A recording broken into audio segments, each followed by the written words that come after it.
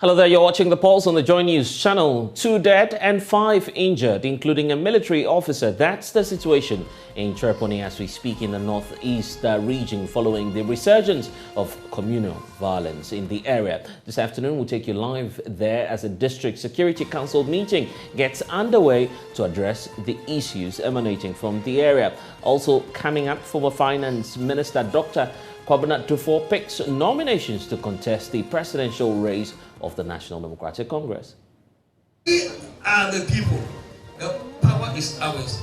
We get the forms. We are going to give to this man to come and contest. I am contesting. I have accepted. So it's now confirmed, but what does this mean for the NDC's bid to regain power from the New Patriotic Party? We have an analysis on the 4 candidates going into the primaries. Plus, we're building up to Nigeria's elections because there's violence, and there have been reports of violence with just 2 days to that country's general elections. Emergency Security Council meetings are underway in Chereponi. We'll be getting that and updates for you here on The Pulse. We're on DSTV channel 421, GoTV channel 144. This is The Pulse. JoyNews is independent, fearless and credible. I'm Blessed Sogah. We're back with the details shortly. Please stay. Well, it's becoming interesting in the presidential race in the opposition National Democratic Congress, as some women organizers have also thrown their full support for Dr. Kwabena Kwabena after 16 regional chairpersons publicly did same for John Dramani Mahama yesterday. The women's wing of the NDC in the Ashanti region, where Dr. Kwabena Kwabena hails from, say he has distinguished himself in the leadership roles he's occupied and needs to be elevated to the flag bearership level of the party and subsequently the president of the Republic. Ashanti Regional Women's Organizer Gloria Hoji has been indicating that Dr. Kwabena has the solution to the sufferings and pains in the country, a reason that has informed this latest decision.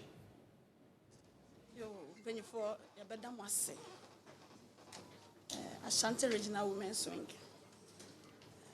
And he decided this year, he better form some papa Dr. Kwabena Kwabena. And I buy and so Modi Amaye. See, we dear dance, you say, NDC party, you say Democratic Party, Ampa. Yadamase. And ye Modi Amaye, you be my papa Dr. Kwabena Kwabena Saka. Na obey be beyond super pepe. Yes, I dear ba. I bet too many. I'm sure we are. Meaning say, Yamenepa, you couldn't be beba. Then when you so bad, a NDC, and I do.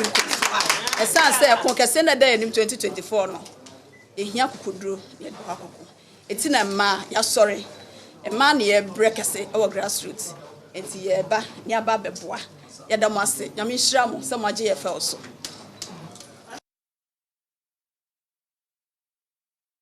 Well, so that's the situation. We'll be hearing from Dr. Kwabena Kwabena, who's promising to restore the economy within 2 years if given the mandate. But first, let's hear from the campaign team, which is unperturbed about the declaration of support by some chairpersons and MPs for John Dramani Mahama. Antonio Ademashinyo is spokesperson for the Dr. Kwabena campaign team.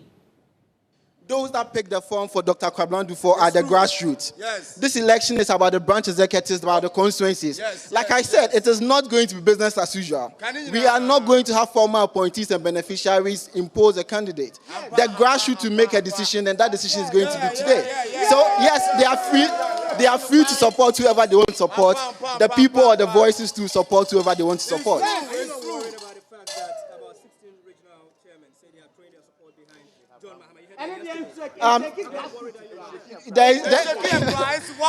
There is no worry at all with regional chairmen. Yes. Some regional chairmen endorsing the party.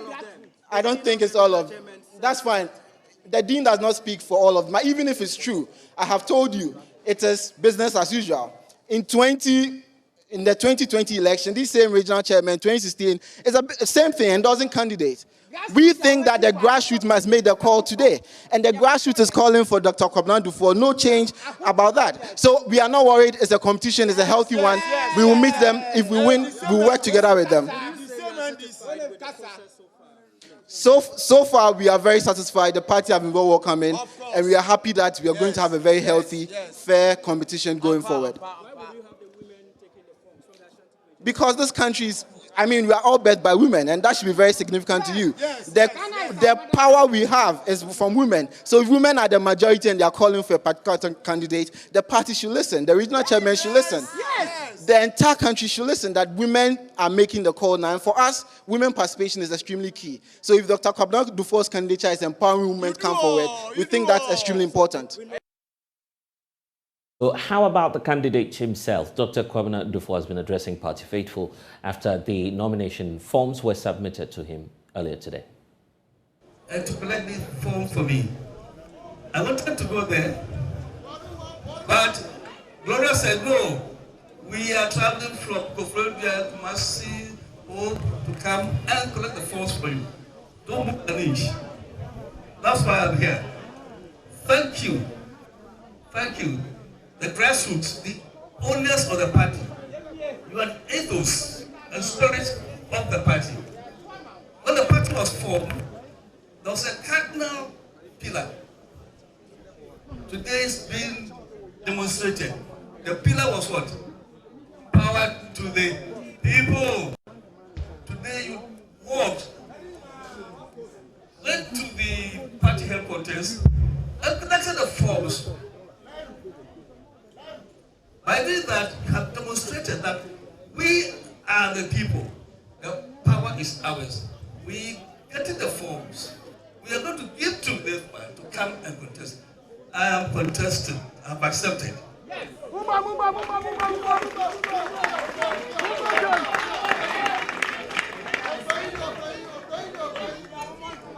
When the party was formed, at first, yes, the grassroots were very powerful. Of late, you have been relegated to the background, as if you don't matter. But you matter, the power is yours. And it was the reason why I sent Ahunto down there. That with Ahunto, you'll be able to empower the grassroots. You'll be powerful financially to manage your constituencies. When we come to power, there will be more in the constituencies in the rural areas. Thank you. Thank you. Thank you.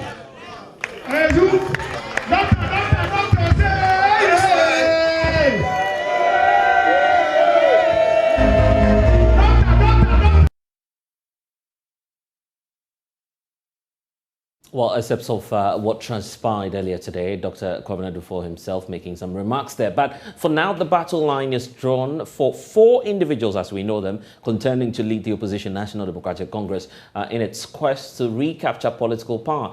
3 individuals are giving the 2020 flag bearer of the party, John Dramani Mahama, a run for his money, with some of the candidates pushing for a fresh face to, of course, govern the affairs or manage the affairs of the party in the next election. So let's just give you a breakdown of what we know so far about the candidates going into this context, shall we? So we start off with the man who's been former president before, now making a comeback, John Dramani Mahama. Here's what we know so far. Obviously, he's been leader of the country before, but in terms of profession, he's a historian, a writer as well, and a communications expert. John Dramani Mahama, between 1997 and 2009, was member of parliament for Bole Bamboy, and then served at some point as deputy minister for communications. There's also a shift from that position to the substantive position. In 1998, he became the communications minister and exited office in 2001. He then became the NDC's presidential candidate in 2016, of course, having served from 2012 all the way to the 2016 elections, and repeated that contest in 2020, where he lost to President Akufo-Addo twice. He's making a comeback, and that form was picked on his behalf by Joshua Alapi yesterday. Let's get to the next candidate that we know. We know of Kojo Bonsu, and Kojo Bonsu is a former mayor of Kumasi. He's also, of course, now a flag bearer aspirant of the NDC. This is not the first time he did that. He attempted in 2018, pulled out and said he was going to throw his support behind any individual that will emerge as the party's 2020 flag bearer. He's now back into the race, but we know him to be a football lover as well. Wanted to lead the Confederation of Football Associations, GFA, in 2003. He lost to Kwesi Nyantakyi. And one time, of course, when the NDC was in power between 2009 and 2015, Kojo Bonsu was serving as a board member of GOIL, which is an energy, of course, fuel company, as we all know it to be. So these are the profiles of the individual who's contending with John Mahama, the 2020 flag bearer of the NDC as well. Then comes Dr. Kwabena Kwabena. Here's what we know. He was a former finance minister, former governor of the central bank, named one of the 4 best central bank governors in the world at an IMF World Bank meeting in 1999. He was then founder, of course, and chairperson of the Holdings. He still is, and of course, contributed immensely to the formation of the Institute for Fiscal Studies.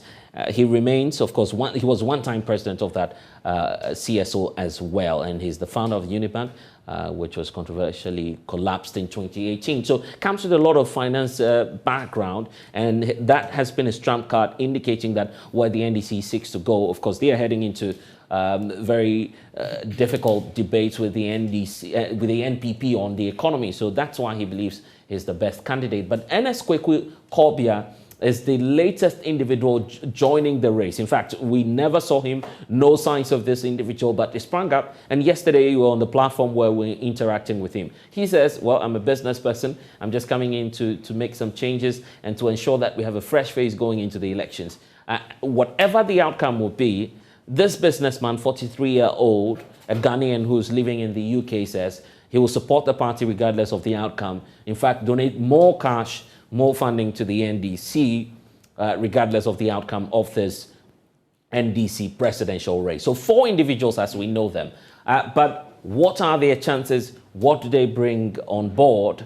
And what are we likely to see if either, of course, emerges victorious? So we have John Mahama, we have Dr. Kwabena Kwabena, but of course, we know of so many 2 other individuals who are definitely of course, contending with John Mahama. So I want to bring in Antonio Edem. Antonio Edem speaks for the Dufour campaign. We are also being joined by some other individuals who are helping us with this discussion to analyze the individuals. Mohammed Al-Hassan is with the Kojo Bonsu camp. Then we know of Aliyu E.A. Zomra. He's spokesperson for the NX Kweku Korbia campaign team. I'm also being joined by Benjamin Kwashi, who obviously believes that John Mahama should be retained. He will tell us why shortly. But let me start off with you, Antonio, since you are in studio with us. Today was your day, if I could describe it that way. Of course, we saw Dr. Kwabena before, very elated that women organizers or leading, the grassroots had to pick up the form and send that to him. What was striking about having these women pick up the form on behalf of Dr. Dufour? Thank you, and good day to the viewers. Today was our day, as you stated. Right. What's striking about the day is that we are having a grassroots, the women who are very pivotal in our development in our everyday life, support and endorse the candidature of Dr. Kwabena Kwabena. I mean, you just read the profiles. Right. Which one gives you or inspire confidence? Who has the experience and track record to deal with the current challenges we are facing? Clearly, I mean, there's no match. And if the NDC in their own wisdom are changing the leadership in Parliament with the reason that we need people who understand the economy to speak, for the lawyers to sit at the back bench. This is what you're talking about, for finance. Exactly, for the lawyers to sit at the back bench in Parliament. Named one time one of the 4 best central bank governors. Also is chairperson of the Holdings. So quite a lot of economic... Even let's not go far. For young people like us, we saw him in 2009 to 2012. I mean, Ghana never went to the Eurobond within that period. Within that period, Ghana experienced its best economic performance ever. Single digits for 32 months, almost 3 years. Right. The growth rates there, almost 5 billion in international reserves. What did other people do when they had opportunity? They'll speak for themselves. But the point is, Dr. Kwabena Dufour's track record, experience, both in private life and public life, is evident for all to see. And for some of us, we are very confident that at this particular time where we are faced with this sad situation, I mean, the leadership is clearly clueless in how to manage the country. We think that the best person to do that is Dr. Kwabena. There's an interesting dynamics you're bringing on board, which has got to do with part of the reasons why the NDC has a new leadership in Parliament. I didn't say that. Well, I granted that interview. Of course, I had a sit-down conversation with the chairperson of your party, Johnson Asiedu Nketia. He was telling me that, well, a lot of matters that will feature, will be on the front burner, will be about the economy, a reason for which they're doing some changes in Parliament. Why should that translate into the flag bearership race? Some would say, well, they're doing enough in Parliament. I mean, we are running on executive presidency. The president is everything. And in situations where you had the president leading from the front, and when I say the president leading from the front, the president understanding exactly what the economic details are and not necessarily sitting and being advised by experts and he having to make the decisions. We think that we have experienced that before under Professor Mills. He knew what he was doing. He was a tax person. And between President Mills and Dr. Kwadwo, with their experienced hands, you clearly see the performance without going to the Eurobond. In between 2013 and 2016, we went to the Eurobond, we took almost 3.5 billion. Then this government has taken almost 13 billion. What has accounted for it? You can compare the records. So for us, I'm extremely confident that if we want to deal with the times that we are in, if we are looking for somebody to really turn the economy around and provide jobs for the youth, turn the economy, give us the needed leadership, the leadership we can trust. I really do not think that the NDC has a choice in this. Antonio, I acknowledge the profile of Dr. Dufour, and I mean the immense experience when it comes to the economy. Are you saying that he's no match for John Mahama, who was then vice president when he was? I mean, this an election. You know that question will stay you in the face. But I'm ready to engage that, but I will allow the other team to speak for themselves.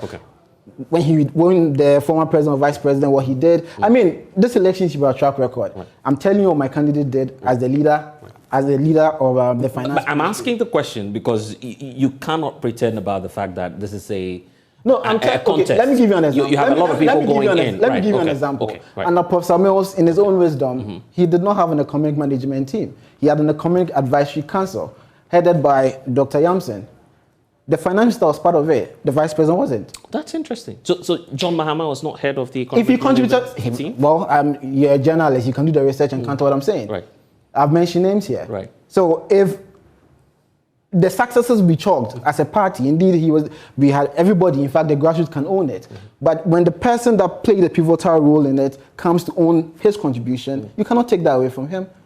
Tell us what you did and we move on from there. Okay. Another question that will come up will be about the age of your candidate. Your party has even used age against the incumbent president, Nana Dankwa Akufo-Addo, on several occasions. If that comes up, what will be your response, for instance? I really don't know what we mean by our party used age against Nana. But the point is that Nana defeated us embarrassingly in 2016. That was the reason why we lost that election. But the most important thing I want to make is that skills and experience change nations. Not age, what have you. I can give you, if you look at Professor Mills was almost seen as not too good and old, but he had the best economic performance. So what I can leave you with that is skills and experience change nations, not age. Okay. Yesterday, when the forms were being picked up on behalf of John Mahama, some say that was a statement to say the system, the establishment of the NDC appears to be in favor of this gentleman. You have all regional chairpersons of the NDC declare support for one candidate. Did you hear about that? I think I saw that, and I saw the former aspirant, I think Professor Joshua Labi, who also contested. I mean, he said all sort of things, questioning the leadership of the former president. But so I find it quite curious why he's the one leading the campaign. But it's a democracy, it's granted. This is my personal opinion, even though I speak for the campaign. Ideally, elected officers should not be seen supporting candidates. You feel it's unhealthy? I feel I don't think it's right. But the rules of the game say that individuals can support candidates in their individual capacity. So we saw leaders and even some MPs calling for some form of coronation, whatever, which is not going to happen anyway. The rules of the game allows them, so you can't fault them. But in my personal opinion, I really do not think that elected officers should be seen endorsed, because the candidates will be coming to you. You need to welcome them and give them a listening ear. But if you are declaring stance, it clearly makes the competition unhealthy. But this is the twist to it. If you realize, the same thing was done in 2016, the same thing was done in 2020, where a form of coronation was done, former appointees. And the same strategy is being done now. A particular candidate meeting former candidate, meeting former appointees who are benefited from the situation, what have you. The question is, what did they do for the grassroots when they were there? This should be about a grassroots election. Mm-hmm. And embarrassingly, on 2 consecutive elections, we've not been able to collate results under the same leadership. Right. We've changed party leadership in the period, but do not change the head. It does not make sense to me in a way, respectfully. Right. So I do think that, yes, they can support, but they should look themselves and be accountable to the people they tend to lead. Right. The grassroots should matter in this election. Right. And that's why this election, Dr. Dufo has situated it for the grassroots. The branch executive, the constituencies are the ones going to make the decision. But most importantly, Dr. Dufo, and I'm sure you've heard about his Ahonto project, the current chairman of the NDC, when it was being launched at the party office, this states that the party has never experienced such an investment. This is a man who really believes that economic empowerment, empowering the grassroots economically, enables them to fully participate in the internal democracy of the NDC and the country at large. Right. And I do think that this is something that we really need to listen, learn from Dr. Dufo and take it forward. The party can do way better than it's doing now. And I'm very confident that the grassroots is going to make the decision. We'll be talking about some of the promises he's made to even the grassroots of the party, and not just to Ghanaians. He believes that the party needs to be empowered first. We'll talk about that shortly. But let me pick up the thoughts of Benjamin Kwashi as well. And Ben, we've not seen this in a long time. All party, regional party leadership, chairpersons, declaring support for one candidate ahead of primaries, presidential for that matter. That could divide the party, don't you think so? To you and distinguished viewers. I think President Mahama has always been a grassroots person. If you talk about the grassroots of the party, they are represented by national executives that they elect, which includes the chairman of all the regions. And I think that they just did the right thing that they had to do in picking up the forms for the former president. And we need to put on record that the former president didn't decide on them picking the forms for him. This is a coalition that came up as a result of the good works President Mahama has done. The regional chairmen have realized that apart from President Mahama, whom we've all called our presumptive leader, there's absolutely no other candidate among the 4 that we can say comes to power when it comes to the achievement of President Mahama. So let me put on record again that the regional chairmen represent the party at the regional level and down spiral to the branches, to the constituencies. My good friend has just indicated that it's about a grassroots elections. Absolutely, we agree. It's about grassroots elections. So President Mahama and his team are going to do everything possible and have continually. We've not seen any individual in the party that has continually been a grassroots person than President John Dramani Mahama. And I think it's just right that the regional chairmen have endorsed this and said, look, as a grassroots person, we will join in coming together and take up your nomination forms. But then how about party unity? You are saying, well, it's good for one candidate, but party unity, there'll be a challenge there, you agree? I have always maintained this. I remember when we went for Congress, there's always a competition when it comes to democracy, and whether we like it or not, at the end of the day, one person wins and we all come together to support that person. But what we shouldn't do as an NDC party as a whole is that we should not run down any of the candidates. We should ensure that the bigger picture is for us to be able to wrestle power from the NPP administration and to also indicate that we want to take the Ghanaian people from the economic doldrums that they find themselves in. We believe in one person that can do this easily for us, and we believe it's President Mahama. The unity of the party has never been cardinal to any of these 4 leaders when it comes to President Mahama and what he has done to ensure the unity of this party. President Mahama has unified every other branch of the party in terms of differences that arose from our party's Congress, our party's conference. Everything that happened, we saw how President Mahama showed leadership.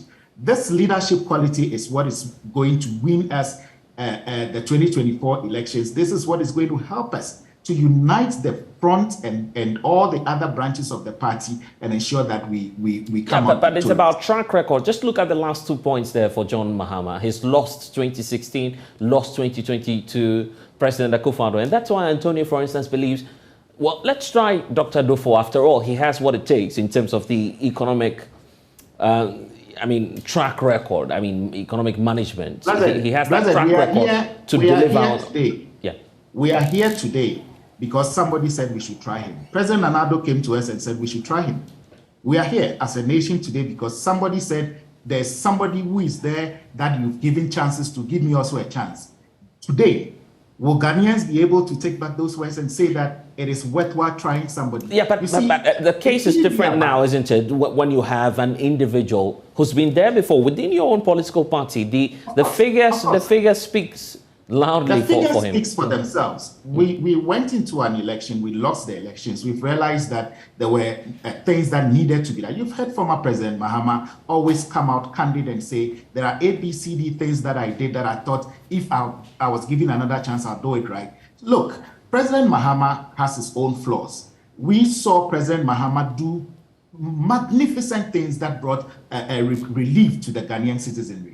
Now, there are other things that President Mahama did that the Ghanaian people felt like they were not necessary at that time. Today, the Ghanaian people will tell you that if President Mahama was there, we would not be facing these economic challenges that we are facing. You see, my only point that I want to reiterate, and I want us as a party to always take cognizance of, is that this election is about the grassroots. This election is about the economy of the country.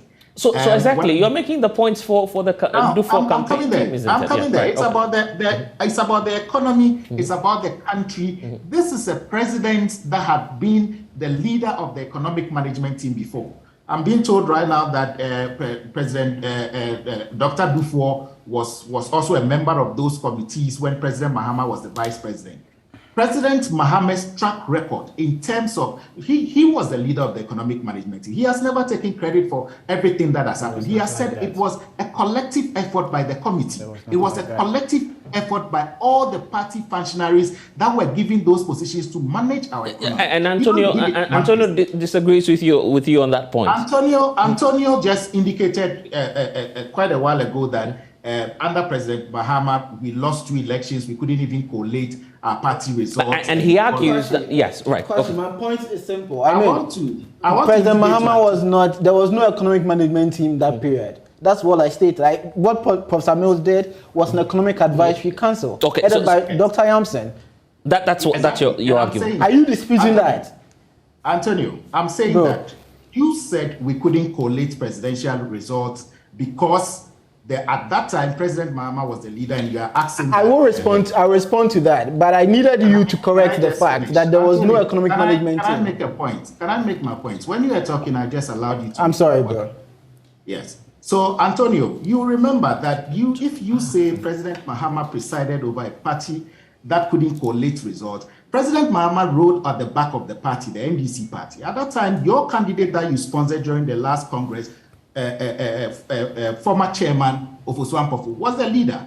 Why are you not saying it? Why are you not taking blame for it that your candidate that you sponsored? Yeah, but whichever way you look at it, Benjamin, the point is he has lost the 2016 and 2020. He's lost it, but we don't apportion blames. As a party, we need to come up. The Kwesi report came out clearly and told us things that we've done wrong. It never said President Mahama is the only person that made mistakes. Other aspects of the party also made general mistakes, and everybody has learned from it. We went to Congress, we've elected new executive, we've seen the dynamic shift. We've changed our caucus in Parliament, the leadership of our caucus in Parliament, and these are all geared towards a resounding victory for the NDC party. I want to bring in the conversation with Johnson Asido Nkita. He says that the next elections would be about the economy. Antonio says if we're fielding the best candidate, it should be Dr. Dufo, who has, of course, expertise in that field. The economy is critical. Like General Asido Nkita indicated that we needed somebody who will propel our agenda in Parliament when it comes to the economy.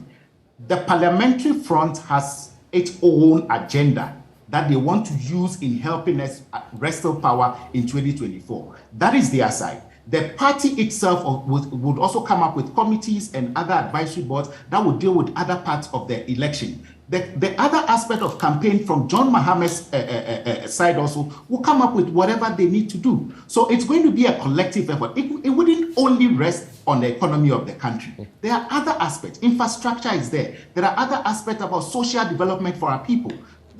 It's diverse. So in as much as the economy is key, you need to dissipate different roles to all the different agencies within the party to help us win power. And I think that is exactly what the party is working towards. Well, Antonio wants to coming at this point, Antonio. I mean, I've heard Ben, but there are a lot of things I need to correct. One, the person I'm supporting here is Dr. Dufo.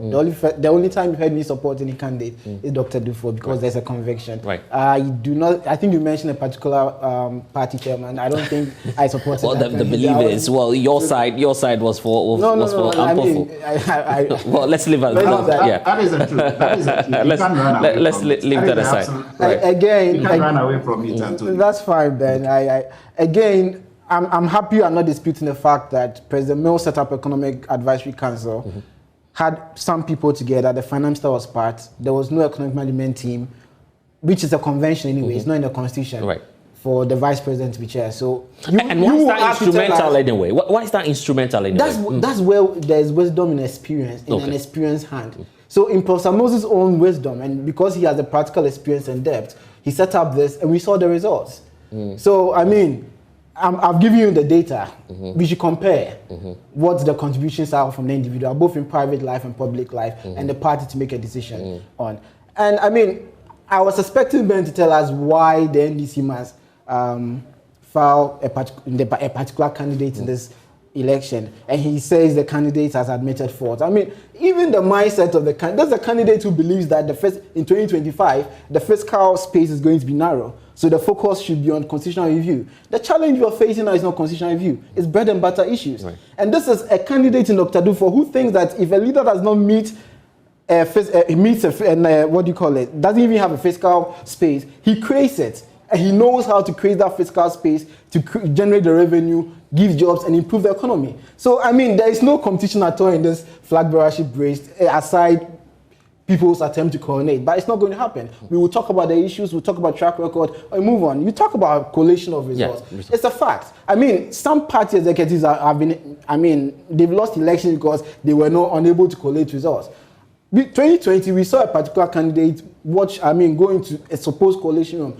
They should give us the numbers. We basically failed the grassroots. And we are not seeing that level of accountability. We are calling accountability for some people, but not others. No, it's not. I don't think it should be business as usual. Okay, and what's next for the campaign team? What are you likely to do next in terms of the campaign message is simple. We are bringing a hunter to the grassroots in order to empower them economically and politically to participate in the democratic process in our country. Dr. Dufo is certainly going to hit the ground running from tomorrow. We will go to the delegates, which is the branch executive, constituent executive. Even those who are openly supporting other candidates, we will engage them. We'll have a conversation because we believe strongly we have a good story to tell. And in the worst case scenario, when we win, we all come together. Right. Work as a party to rescue this nation from this cruel. Okay, let's hear from Mohammed Al-Hassan, who speaks for the Kojo Bonsu team as well. Mohammed, so you have 4 in all. Your candidate, Kojo Bonsu, believes that we need a change in the face of the NDC. Why so? Because of the past 2 elections and how the results turned out. You would recall that 2016 and 2020 were a loss for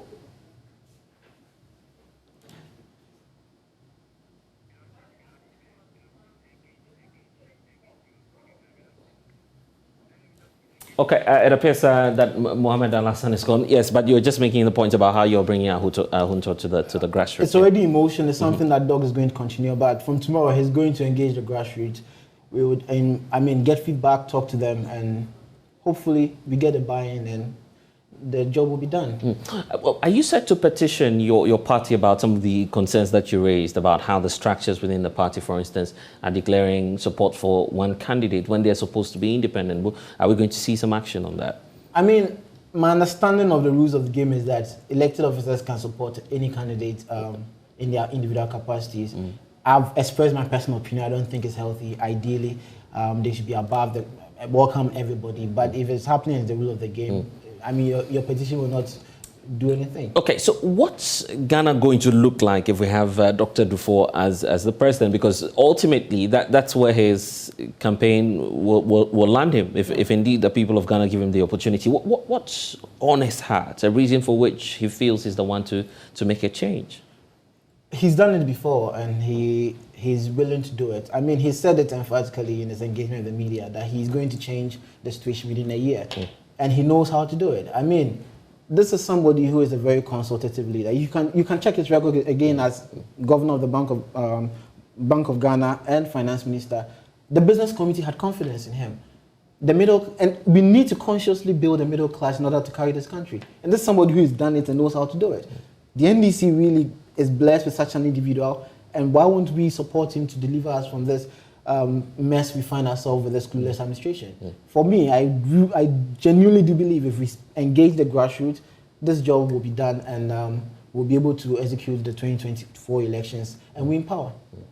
All right then. You have a message for the grassroots of the party? What would that be? I mean, thanks all of them for their support. They can rest assured that the conversation will continue, and we know it's going to be hard work. We are ready to do it, no sleep, till May 13, when, inshallah, they would endorse the candidature of Dr. Dufour. And Dr. Dufour was just talking about how, of course, they were going to the grounds. I mean, you were in the Volta region, correct? Yeah. Where next are we seeing that campaign move to? Very soon, and a statement will be issued in that effect. But I know Dr. Dufour is going to hit the ground running very soon. We need to fill the form and submit. What kind of support is he getting from the grassroots, and not just the grassroots, but even rank and file of the party? Because we're seeing that publicly being done for one candidate. Why not yours? Are you able to put out names? What you are seeing, individuals? What you are seeing is former appointees and endorsing a particular candidate, which they did in 2016 and did in 2020. Okay.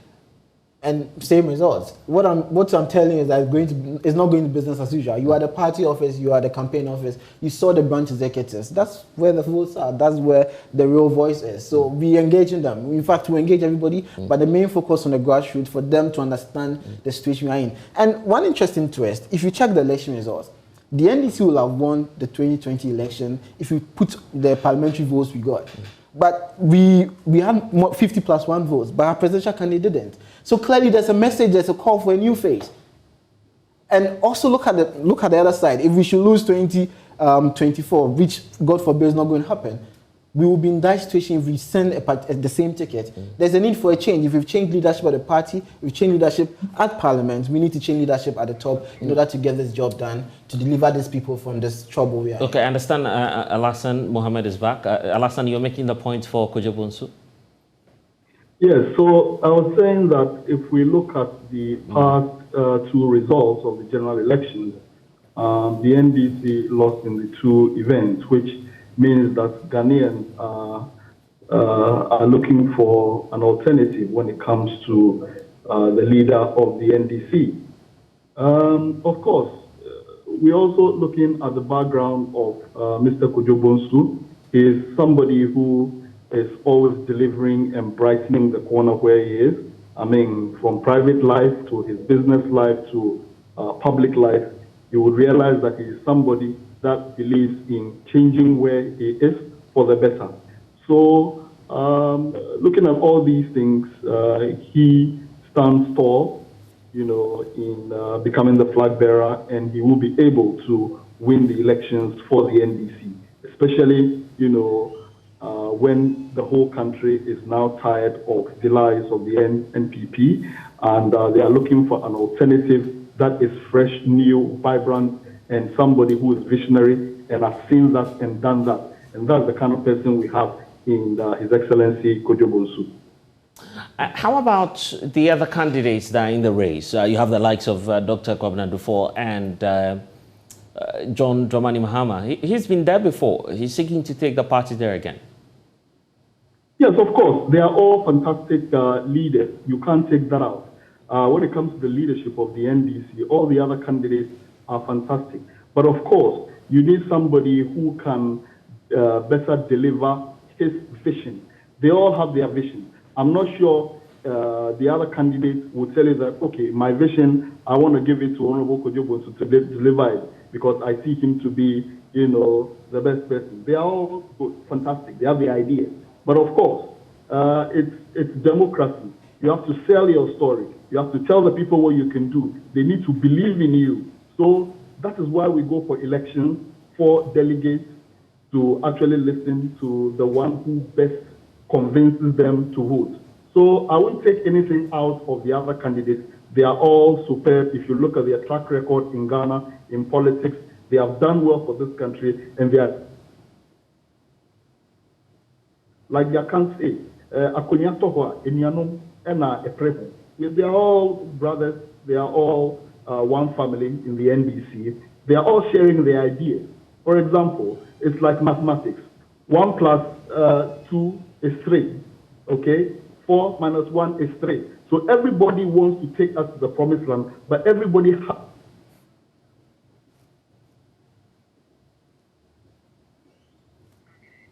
Mohammed? Of the candidate best convince the delegates that, look, if we go this route, this is where we will win. The others will also want to, convince them with their story. But for us, I think that Kojo Bonsu is the best man to lead this country. What are his chances? What is he bringing on board? Well, it's not going to be easy. To elections is not going to be easy. So far, for that 1 year, we've been on the ground. We've been to so many places. In fact, I don't think there's been any region we've not been on the ground speaking to delegates, because for this particular election, it is not, the one that you need to be seen on. Okay, we've lost. You realize hello, can you hear me? Yeah, yes, I can hear you, Mohammed. Yes. So it's not going to be easy. No election is easy at all. But of course, it is the message you churn out and the kind of things you tell the delegates that you want them to believe in you. And I believe that if you're a leader, that is what you should be able to do. You should be able to convince people to follow your dream. All the great leaders, across the world, there are people who are the underdogs, but with the way they talk and convince the people about their vision, then people start to follow them. So it's not. Okay, unfortunately, we've lost. Especially when we have other candidates who are all very, very strong, in the party, it wouldn't be that easy. But of course, we are not living. Okay, we need to go. Antonio, let me take your final words on this as we wrap up.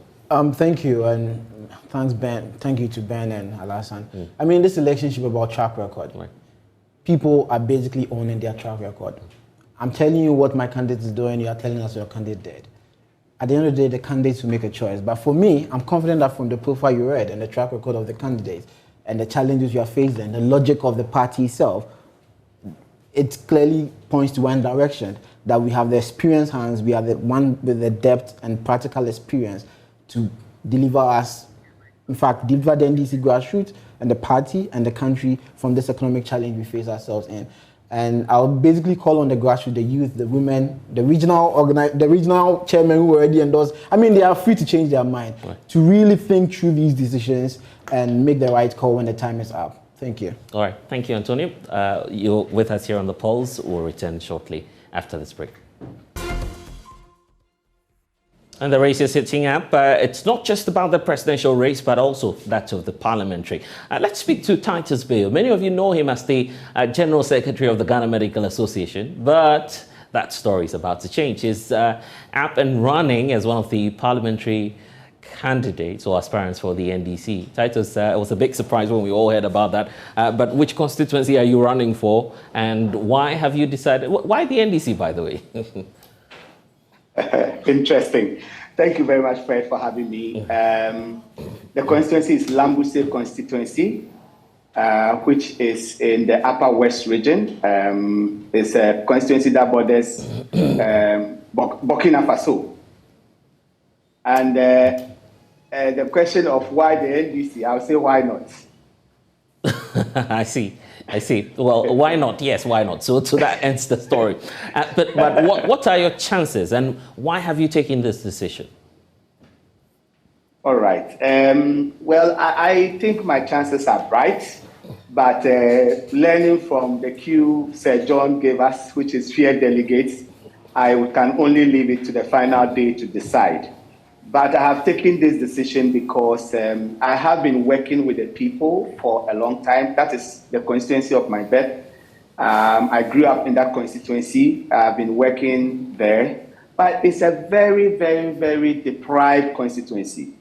The district is lagging behind in terms of education, in terms of roads, in terms of several infrastructural things. And when we look at it, we have leadership as a major problem.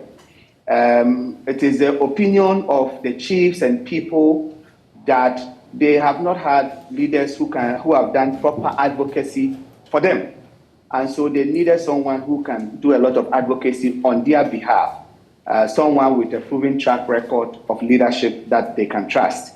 And so the calls kept coming. I was also at some point looking at my professional career, my academic career, and several times I declined the call. But at this point in time, I think I have to answer the call because the last election taught us a few lessons. The NDC won the presidential elections in that area with over 70% of the votes, but we lost the seat. And that will tell you that everything is not right.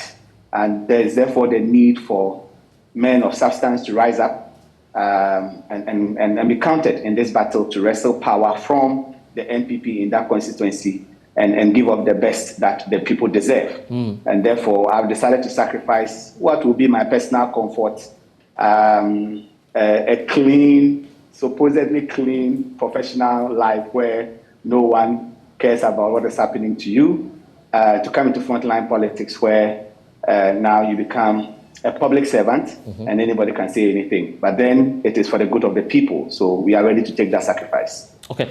What's on your hand and what do you intend to bring on board if you're given the opportunity by delegates in your constituency? All right. So a lot is on my heart, several interventions. And I'll just give you a brief background even before I go to directly what I want to do. I mentioned education. In the entire Upper West region, we have 11 districts. My district scored 6% in BEC, meaning for every 100 students that went in to write the exam, 94 failed. 94 couldn't make it. So if you are writing an exam and only 6% can pass sufficiently to continue, I asked myself, if I were growing up in that district today, will I be a medical doctor? I'll give you another example. I visited a community called Tayaguri. It's one of our communities in the district. This community is very distant from other adjoining communities. When I visited there and I was talking to them, the women told me that, Doc, can you imagine if you're in labor and there is no tricycle to carry us to the next facility, which is farther away, then where to deliver is a problem. And sometimes when you sit in Accra, you don't appreciate the magnitude of the problem. These people want just a CHIPS compound to be able to access health, and they cannot get. And that gives me part of the answer why NDC. Because NDC, for me, is the only party that has demonstrated that they can bring about equitable distribution of the national resources to bring access to health to everybody. It is NDC that sacrificed their money of government appointees and build up CHIPS compound. When this was happening, people were playing propaganda with it. But in this village of Tayaguri, if they got one CHIPS compound there, they'll be forever grateful. When you go to the education sector, I just told you how abysmal we are performing there. One of the things I realized is that you see a class JSS people who can't even read. People are finished, they're going to write BEC, they can't write a complete sentence. So you ask yourself, what exam are they going to write to the people? So no wonder we are seeing the kind of results we are seeing. There is no single library in the entire community, the whole district. There's no library.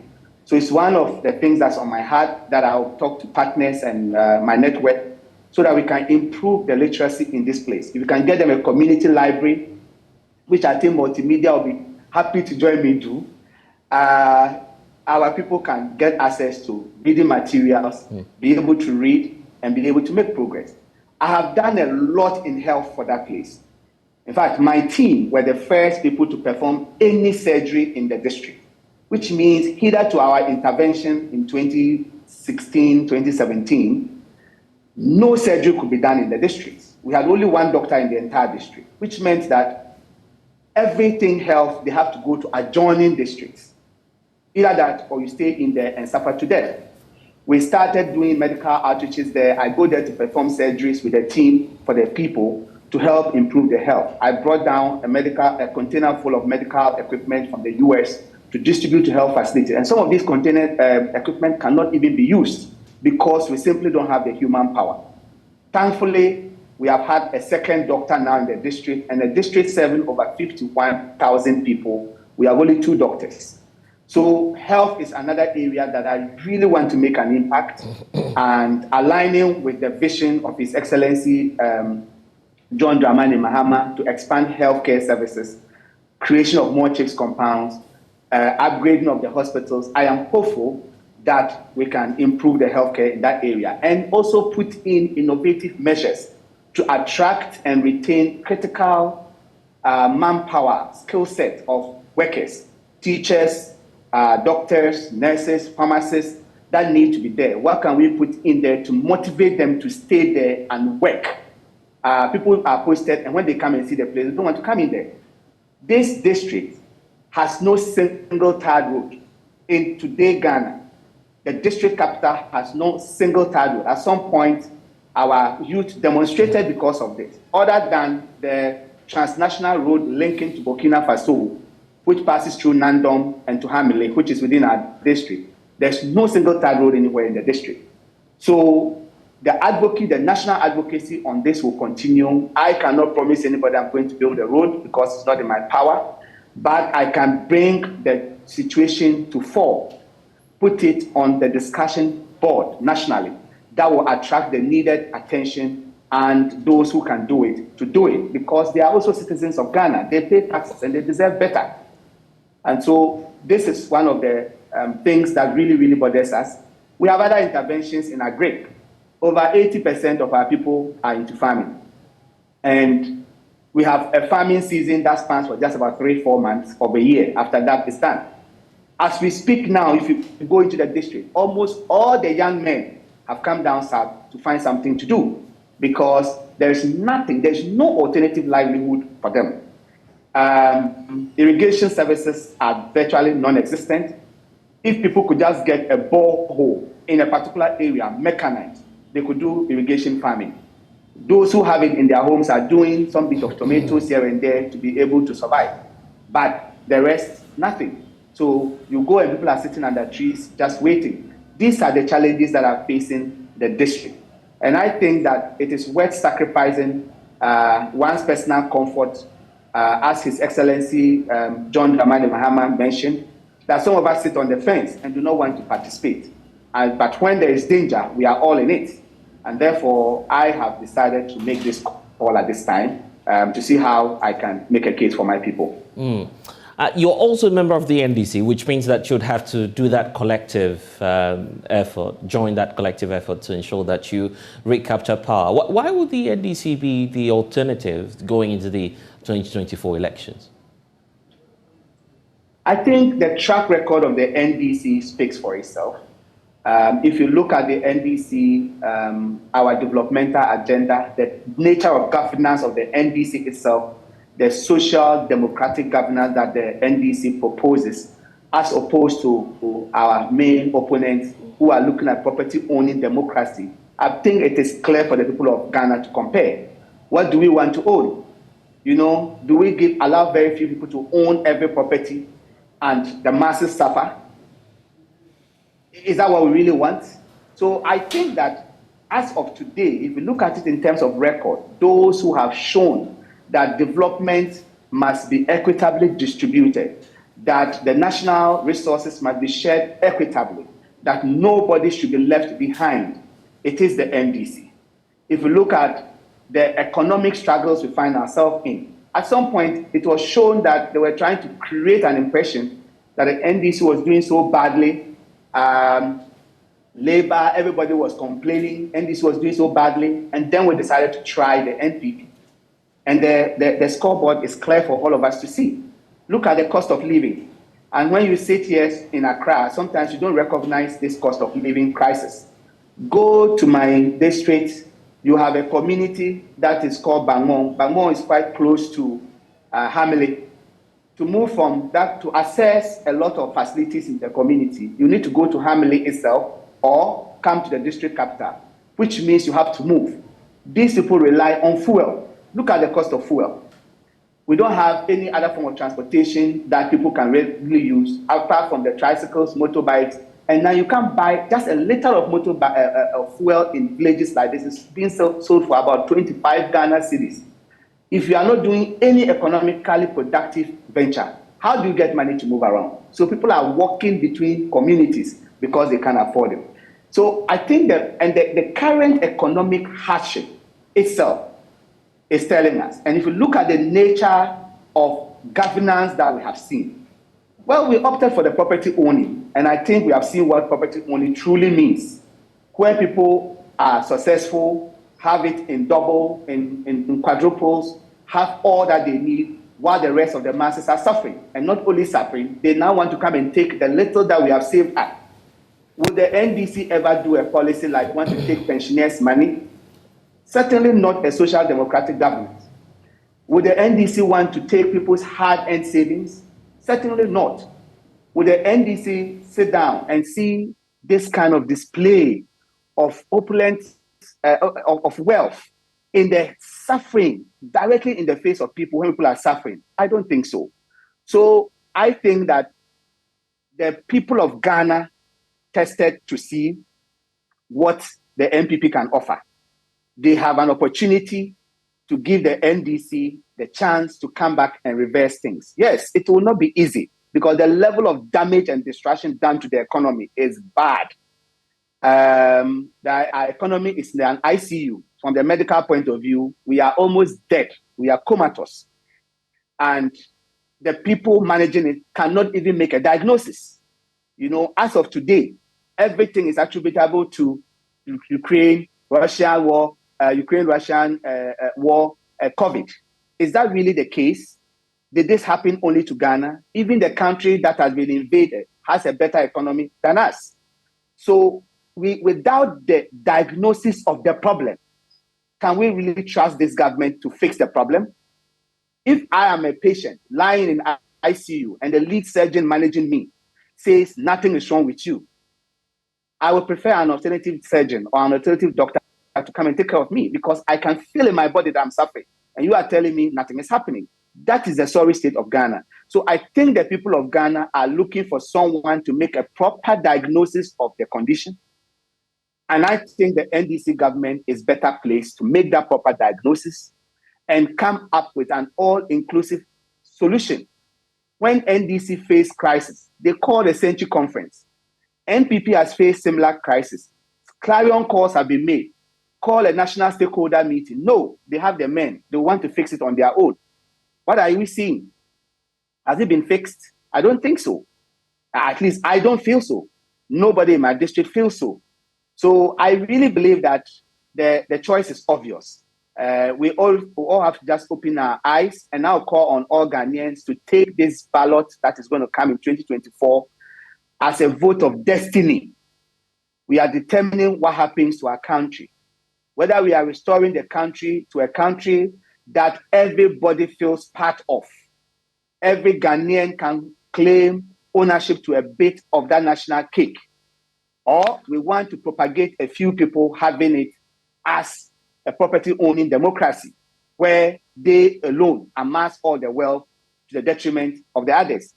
I gave you an example of the chips comparison. When NDC decided to cut down a percentage of political appointee salary, we saw the evidence of it. Chips compounds were built all over. And this MPP says they are reducing fuel vouchers, they are reducing that, they are reducing that. What is the evidence? How much has been generated? What has it been used for? How can someone in my village relate to that? Don't we still see the V8 being driven around? So if really there is a reduction, where have they put that money? Can we feel it? So I think on the basis of this, I am very confident that Ghanaians will give the NDC the chance, but Ghanaians must open their eyes, protect the ballot, come out in their numbers on election day, and don't make that mistake. A lot of our people sit down and say, oh, NDC and NPP are all the same. They are never the same. I had to make a choice, and I opted for NDC. Right. As a medical doctor, we got our first codified conditions of service signed under an NDC government. I went on strike for that. I led a strike on that. NDC was in government, we went on strike. And I seek for the welfare of the ordinary person. And I don't think anybody deserves worse. And so we did everything, and we got this from the NDC government. Implementation started later. They lost the power, and implementation started later. Whether it's been implemented exactly the way we want it is another story. But definitely, I believe that the NDC gives us the best alternative. I'm grateful, Dr. Bayo. We'll see you when the campaign heats up. Honour to the NPP flag bearer, hopeful of the New Patriotic Party, Alan Chermatin, says a key component of his new agricultural revolution agenda is for farmers to own processing plants to process produce from their farms. He says this will not only prevent post-harvest losses, but also ensure value addition. Exportation of raw materials without adding value remains a challenge in the agri sector. In an interview with Radio Tamale on his tour of the northern region, Alan indicated that he is the only candidate who can garner 80% of votes for the New Patriotic Party in the Ashanti region, whilst making significant impact in the Volta region. Scores of Alan Chermatin supporters singing and dancing. It was his second day in the northern region. The NPP flag-bearer hopeful has been meeting important national and party stakeholders. He was at the University for Development Studies, where the Vice-Chancellor appealed to him to help bridge the North-South gap if he is elected. At the market in Tamale, he interacted with many market women who shared with him their challenges. He said the government is working hard to address their concerns and said if he is elected, he will do all within his power to ensure the challenges are fixed. In an interview on Radio Tamale, he said a core part of his new agricultural revolution plan is for farmers to own processing plants in their farms to ensure value addition and prevent post-harvest losses. But also, for the first time in the history of agricultural development in our country, farmers should own their own processing facilities. If you go to some of the most advanced economies, that is the key. If you're a farmer, you have access to large acreages, you produce, and then you sell to your own processing company. That's groups of farmers. This is not the old cooperatives. This is talking about corporate enterprises, but organized on behalf of farmers, so that the issue of post-harvest losses will not arise. So everything that you produce will be processed in a factory that belongs to you. So apart from the benefit that comes to you from selling your commodity to your factory, you also get additional income from the dividends, because the real value in agriculture comes from the processing. And so it is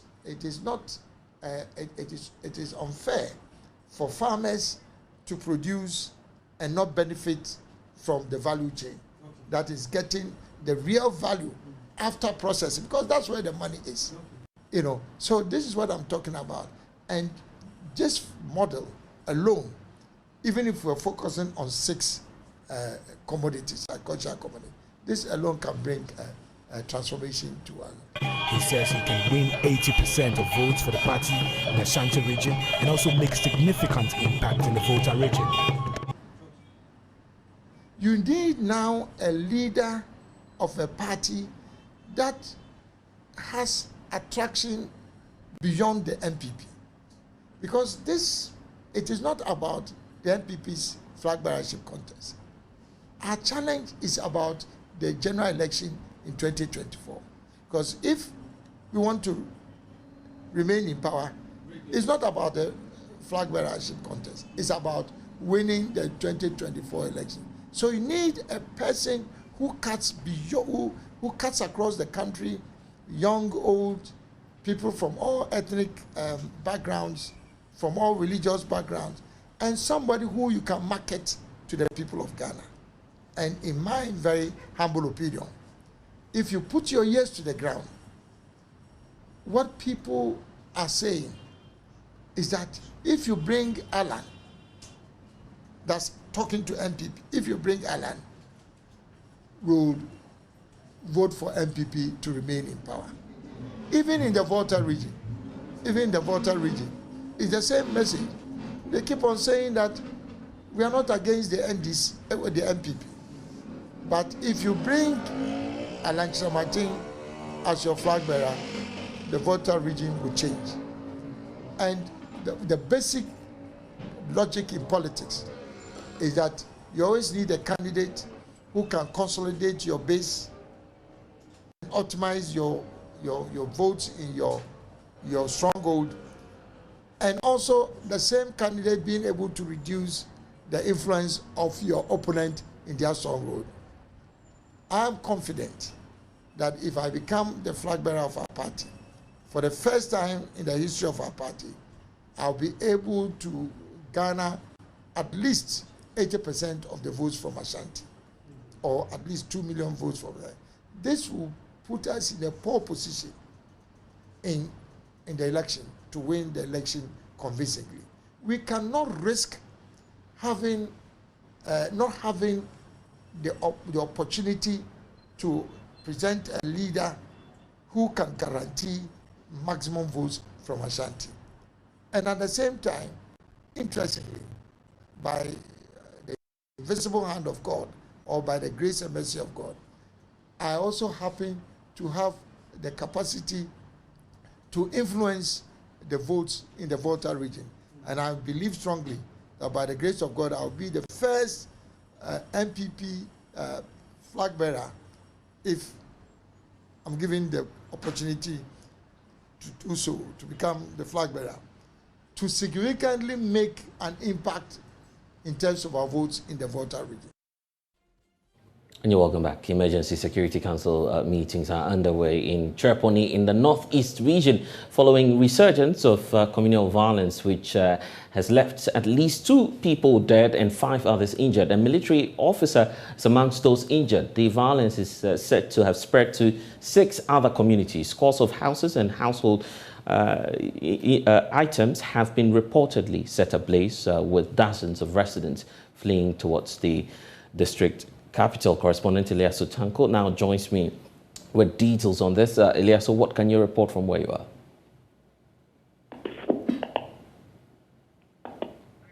Ilyasu, if you can hear me, I'm just asking about what led to this clashes that we're learning of.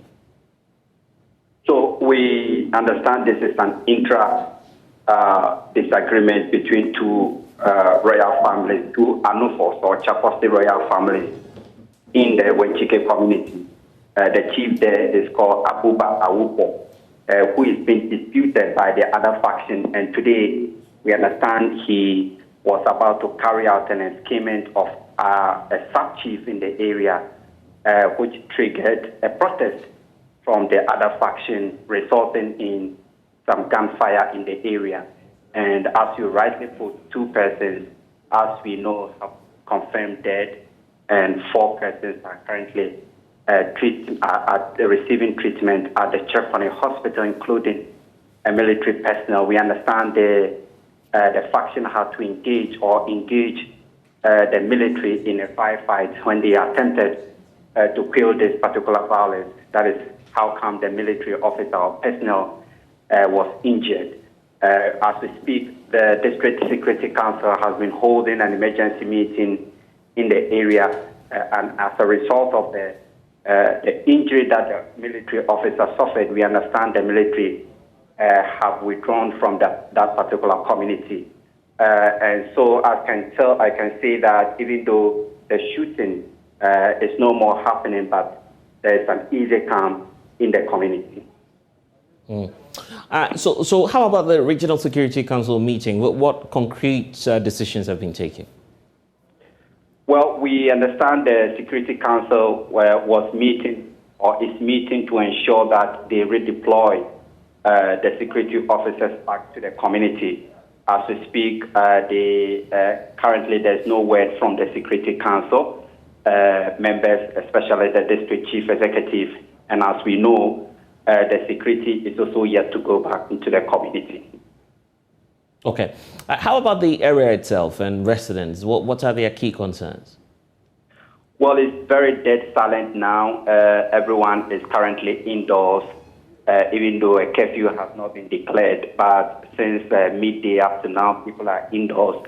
We understand scores of them are also fleeing towards the district capital, which is just a handshaking distance from the Wanchiki community.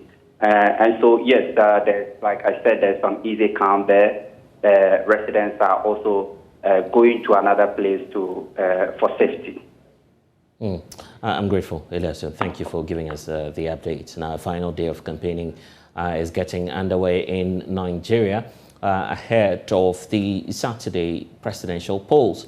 Now, 3 contenders are thought to have a chance of winning in Africa's most populous country. It's thought to be the most competitive election since the end of military rule in 1999.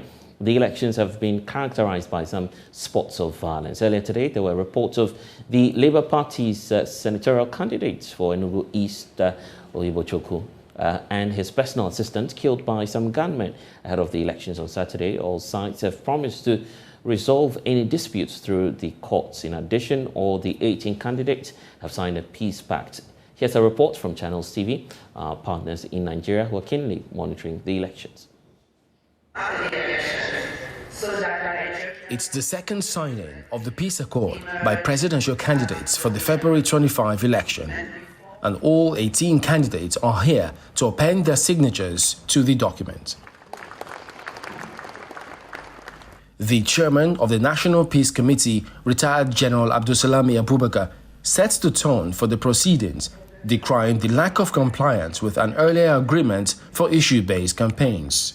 On 29 September 2022, the National Peace Committee organized the first signing of the National Peace Accord, committing the candidates to engage on issue-based campaigns. Having signed that, we monitored the compliance of the accord by these politicians. There was some lack of compliance by the major political parties. As a nation, we got to put a stop to all these. The signing of the peace accord has become a significant part of Nigeria's electoral preparations since its inception in 2015. 7 years after, the significance of this event remains unshaken and is revealed in the array of dignitaries here, including President Muhammadu Buhari and members of the diplomatic community. I urge the candidates contesting these elections at all levels to respect the voice, the choice of voters and accept the results of the elections as announced by INEC, the agency empowered by law to do so. Any aggrieved candidate should resort to the established judicial processes. We remain fully committed to contributing to making Nigeria's democracy deeper, stronger, and accountable to its people. A democratic, peaceful, stable, and strong Nigeria is in the interest of all of us. The message is simple but firm.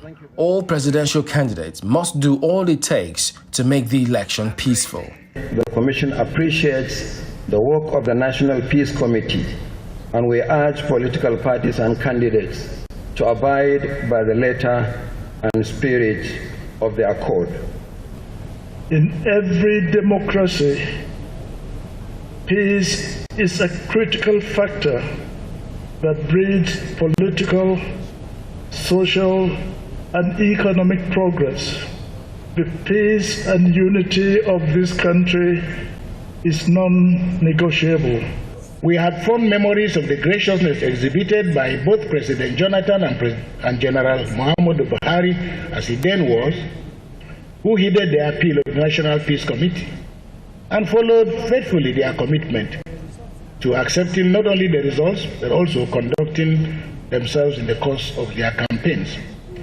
We watched as this collaboration climaxed with the historic concession made by President Jonathan in 2015. And we expect that our contestants will show the same patriotism and integrity as the process unfolds.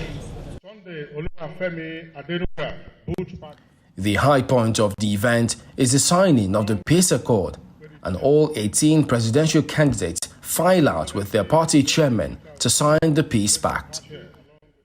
Chief Daniel, Senate Labour Party.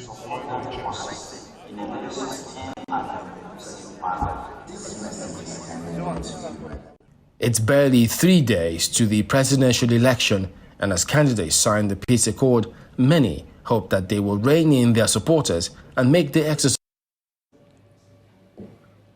And about 70,000 of the over 1.2 million children who have dropped out of school will soon be forced back into school.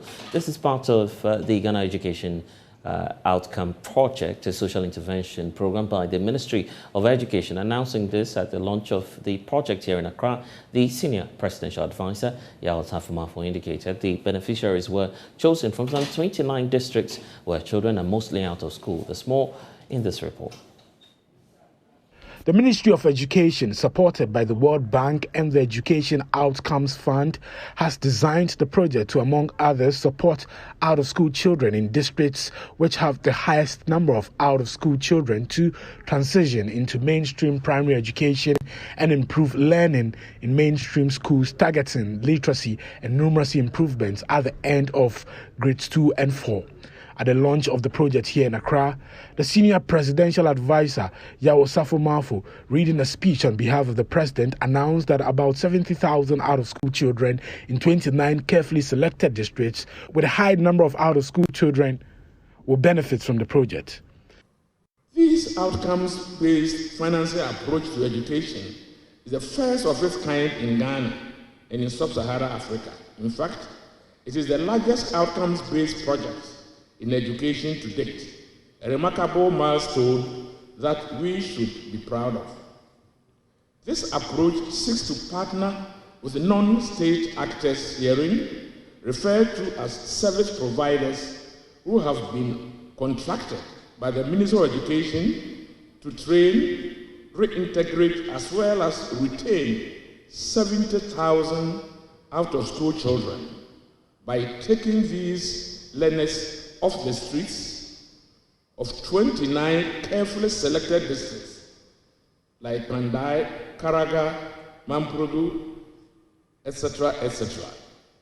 These 70,000 children will be taken through a robust accelerated learning program, popularly known as Complementary Basic Education, CBE, a 9-month program where these children will be trained to acquire basic numeracy and literacy skills through this period of 9 months.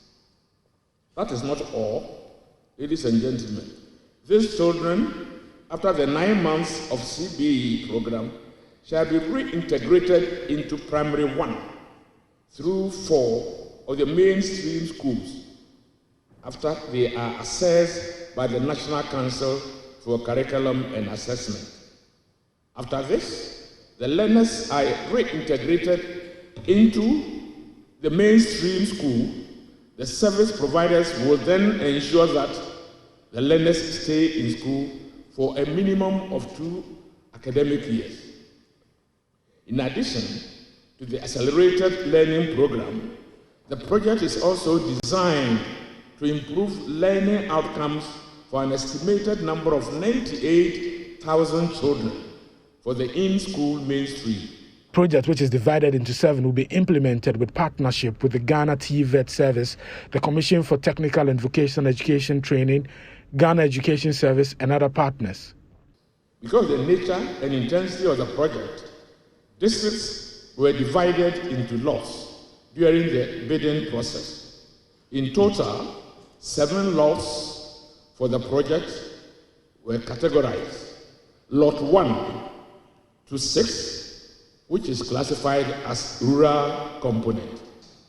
Under the Lot 7 component, learners will have the option to participate in the 3 to 6 months CBE program, after which they will be trained either by master craftsmen through the informal skills training program with an award in certificate of competence, or through the formal track where they will be awarded the National Proficiency Certificate 1 and 2. Is the Ghana TVET Service and the Commission for TVET, which will handle the informal and formal interventions under the urban component. Their supervision will lead to the OOC acquiring the Certificate of Competence or the National Proficiency Certificates 1 and 2. The project is financed with an amount of $25.5 million from the Foreign Commonwealth Development Organization grant and a counterpart funding of $4.5 million from the government of Ghana, and is on the theme Getting All Children Educated Through Support to Schools and Communities. And children at the New Life Children's Home in Nungwa are appealing for help to complete an ongoing school building project in the home. According to the children, they used to have a school in the children's home, but due to lack of resources, they have to send all of their belongings to the government school. The children made the appeal when teachers and students of the Primus Hybrid School made a donation to the home. There's more in this report. The New Life Children's Home has been in operation for the past 23 years. The children indicate that, for lack of resources, they have to be sent to a government school. However, Primus Hybrid School, a private basic school in Accra, as part of their second-year anniversary celebration, donated items including toiletries, raw and packaged food, assorted drinks, and used clothes to the home to aid in its smooth running. The Chief Executive Officer of Primus Hybrid School, Rita Owusu Brempon, expressed gratitude to parents who supported the exercise, saying the move is a way of teaching their students the virtue of giving. And Primus Hybrid School is 2 years. So as part of our second anniversary celebration, we decided to pay them a visit on this occasion. There is no age limit as to when somebody can start to show care or to show love. Let's teach the children at a tender age to show care, to learn to share. Sometimes they may have so much and they think that is the end of it. They don't even know how to share. Most of our kids are selfish because we've not taught them to really give out. So they try to hoard. But this is an occasion to let all Ghanaians, and especially our students, know that as early as 3, as early as 5, you can donate, you can share to the less privileged. And through that, God is going to bless you. The founder of the home, Ni Afotebuche, says they are happy with the kind gesture by the school. We are grateful to the school for their wonderful gesture. For some time, things have not been easy for us, but we believe what they brought today will also help us to take us a long way. Mata Oko, one of the children in the home, prayed the general public for help for the management of the home to finish an ongoing building project. The school for the children, like those in crèche, from crèche to JHS. At first, we have our own school, which was Jasper Foundation, but due to some challenges like paying the teachers, so they've moved the children to a government school nearby. And then we want to complete our new building, so we want materials like bed, windows, doors, yes, paint. Some students of Primus Hybrid School spoke to JoyNews after the exercise. My name is Eunice Akotia and I'm from Primus Hybrid School. I'm also in grade 7, which is JHS 1. So today, my school and I came to New Life Nungwa Children's Home because we want to give to the children. Most children do not even know their parents because when they were born, they didn't get to see their parents. So giving them helps me feel better. It helps all of us feel better. We want to give back to them because we have, but they do not have. So today, coming here to give to them was very fun. And we saw a lot of things. So And the Ghana representative of one of the wine manufacturing companies, Ivan Chumensa, has disclosed that the company intends to engineer some wines to complement Ghanaian cuisine. Speaking to JoyNews at the wine tasting event here in Accra last night, Mr. Chumensa indicated that the company aims to introduce a wine culture here in the country. There's more in this report. Imagine eating gobe or omutuo after a long day at work with intermittent sips of chilled, crispy wine that complement the meal and enunciate all the flavors in there. That's exactly what Vinacopa, a wine manufacturing company in Slovenia, intends to introduce in Ghana soon. The country representative of Vinacopa, Ivan Chumensa, has been sharing a bit of the wine culture the company intends to introduce in Ghana to JoyNews. We're trying to introduce the Ghanaian people to the entire wine culture, which is the fact that wine normally goes with food. So for a while now, since we've been around, we've been trying to teach Ghanaians or teach our clients how they can pair various wines with the kind of foods that can make both, like, complement each other, that can make the wine taste better, can make the food taste better. We're trying to engineer a wine that could pair very well with African food, because all these wines we're drinking here was not made with the African palate or the African cuisine in mind. So yesterday we had the chef do some apapransa, we had the chef make some omutuo, we had the chef make our famous gobe, and which we paired with various wines yesterday. And from the feedback and remarks that we had from most of our clients, it was quite an interesting one, considering that these wines in the first place were not made for these kind of meals. So we can only... He further explains what makes their wine special. Anybody who is into wines will know that there's nothing like the best wine so far as origin is concerned. So based on where these grapes are grown, where these vines are grown, it gives the grapes distinct characteristics. But that aside, we're putting in a lot of work with the wines that we're bringing in. We're bringing the wines in reefer containers. We're storing the wines under controlled temperature to make sure that from the cellar in Slovenia right down to the consumer's table here in Ghana, the taste of the wine remains the same. We're working not with traders, we're working directly with the winery. So when you go in there, you'd see that we have the sommelier from the winery, we have the analyst from the winery in Slovenia, who are here to explain the wines that they have made to us and teach us which meals or which food goes well with the wine. I have been looking in the wine space for a while, and I don't think I have seen anything like that. The analog of Vinacopa, Zidal Botjan, indicated that although they are still in the process of making wines that complement Ghanaian dishes, they've already found a connection between their wines and Ghana's local dishes. Actually, we have one event yesterday with typical Ghana foods, and we are enjoying very much, and people who was there, they are enjoying very much. So we are find a really good connection between our wines and Ghanaian typical food also. We are trying our wines with many typical Ghanaian cuisine, let's say, and also Western cuisine here. And we are finding very good connection between our Refoshk, Malvasia, sweet Refoshk, and sparkling wine. You know, especially sparkling wine go very well with this spiciness and nice flavors which you gives us just the Ghanaian dishes, you know.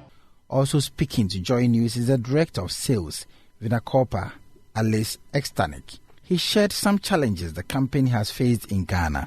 Our challenges is firstly to present our wine, because for us it's very important that we present our wine like we made this wine.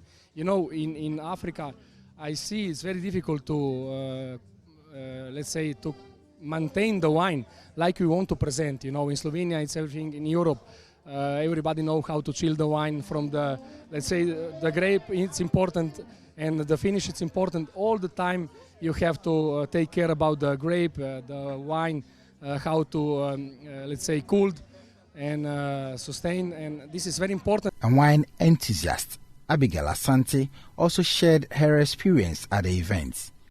It's been amazing, it's been fun, and there's class.